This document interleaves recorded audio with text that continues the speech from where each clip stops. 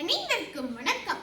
ஒளி படைத்த கண்ணினாய் வா வா வா, உறுதி கொண்ட நெஞ்சினாய் வா வா வா என என் போன்ற சிறுவர்களுக்கு அரைக்கூவல் விடுத்த மகாகவி பாரதியாரை என் மனதில் நிறுத்தி நான் உங்கள் முன் பேச எடுத்துக்கொண்ட விடயம், நாங்களே நாளைய பாதுகாவலர்கள். ஒவ்வொரு குழந்தையும் இறைவனின் கருணையால் மகத்தான சிந்தனை ஆற்றல்கள் நிறைந்து பல சவால்களுக்கு மத்தியில் தாயின் கருவறையில் இருந்து மண்ணில் காலடி எடுத்து வைக்கின்றன. இந்த குழந்தையும் நல்ல குழந்தைதான் மண்ணில் பிறகையிலே, அவன் நல்லவனாவதும் தீயவனாவதும் அன்னை வளர்ப்பினிலே என்பதற்கு இணங்க இக்குழந்தை காலம் சவால்கள் நிறைந்த காலமாகும். இக்காலத்தில் குழந்தைகள் பெற்றுக் கொள்கின்ற ஒவ்வொரு படிப்பினையும் அவன் மரணிக்கும் வரையில் திருப்பு முனை சம்பவங்களாக அமைந்து விடுகின்றன.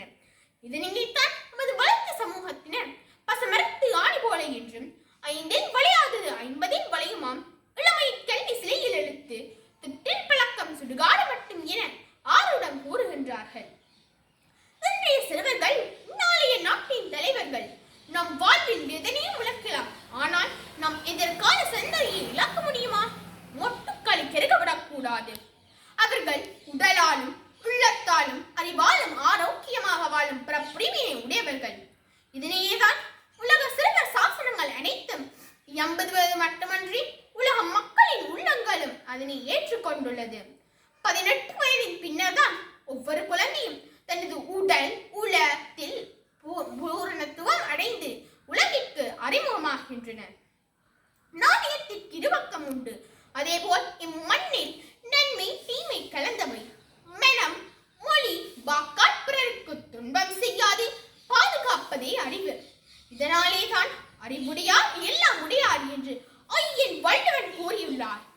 இன்றைய சீரழிவுகளின் முதற் கோணல் மனம் அறிவு வழி செல்லாது உணர்வு வழி செல்வதாகும். முடிவு முற்றும் கோணலாகின்றது. எனவே இன்றைய சமூகம் அறிந்து கொள்ள வேண்டியது அடக்கம் ஒன்றே. நமது எளிய தலைமுறையின் அடங்காமை பெரும் துன்பத்துள்ளவர்களை ஆழ்த்த வல்லது.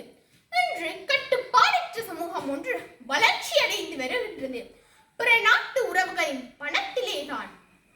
இன்றைய உலகம் எதிர்நோக்கியுள்ள பிரச்சனைகளில் சிறுவர் பிரச்சனைகள் பாரிய சவால்களாக தொடர்ந்து வருகின்றன.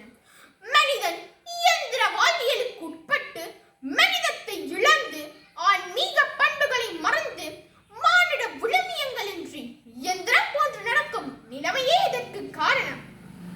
இன்று இலங்கையில் ஆயிரக்கணக்கான சிறுவர்கள் வீட்டின் சுமை தாங்கிகளாக இருக்கின்றனர்.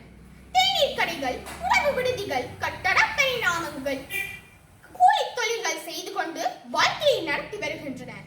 பெற்றோரின் முடியாமையே இதற்கு காரணமாகும்.